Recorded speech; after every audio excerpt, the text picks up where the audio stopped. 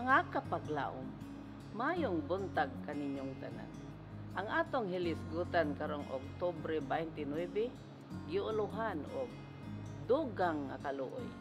Ang atong teksto makita sa Isaiah 58:9 and 10. Unya, ikaw mutawag, og si Jehova mutubag.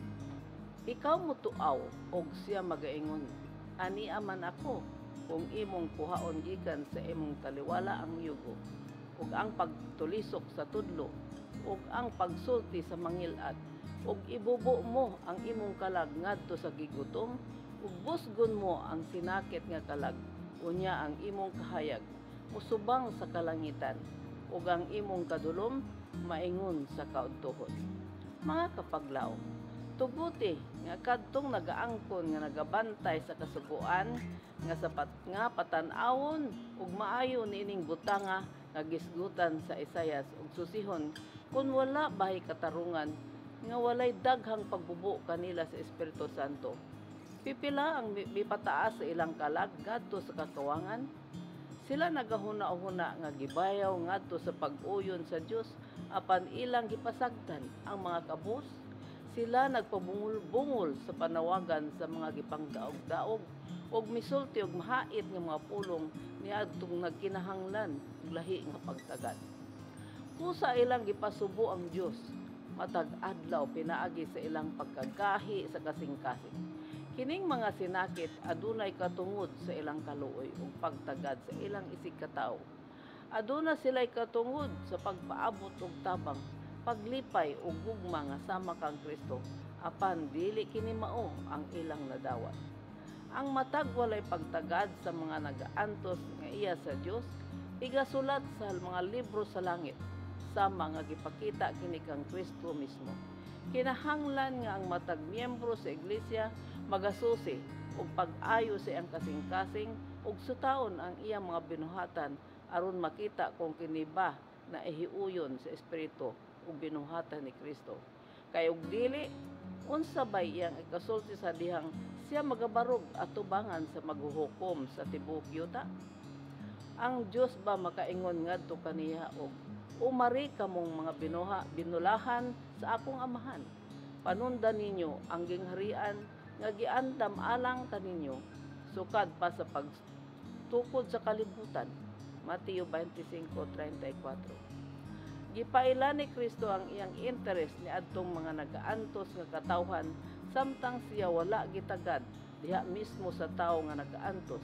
Ang tanang panagtigom, ang tanang gibuhat nga katiguman, ang tanang galamiton nga giandam sa pagpauswag sa kausa sa Dios kinita na walay kapuslanan.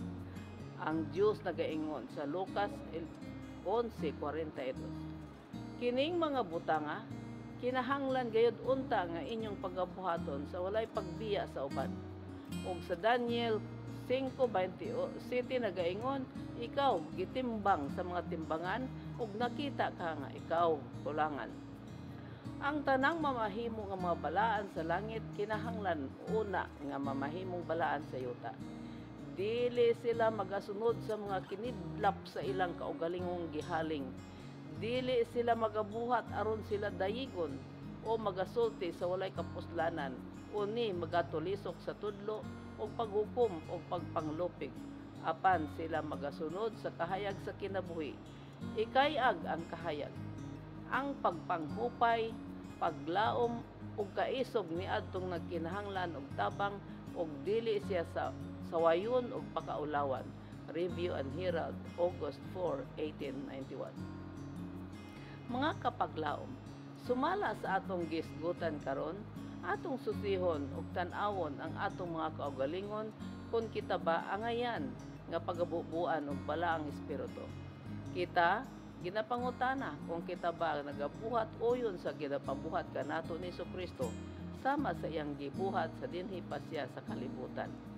Iyang gihatagang pagtagad kadtong mga nagaantos ug nasakit. Atong susihon kung ato bang nabuhat ang pagtagad sa nagaantos sama nga ato kining gibuhat alang kaniya. Mahimo nga kita nagabuhat lamang aron dayigon o alang sa atong kaugalingong himaya.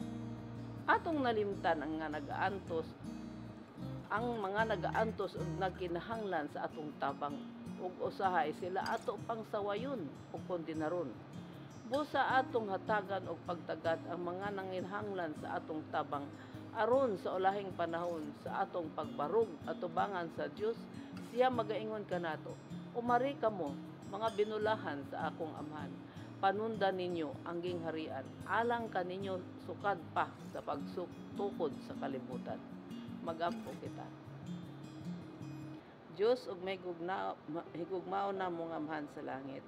Nagahangyo kami nga imo kaming pasayloon sa among kawalay pagtagat sa mga nanginhanglan og panabang. Himua kami nga imong kahayag, magasulti og paglaom, kaisog ngadto sa mga gipanglupig ug tabangi kami nga among likayan ang pagpanaway, pagpakaulaw kanila. Sa ngalan ni Hesus. Amen.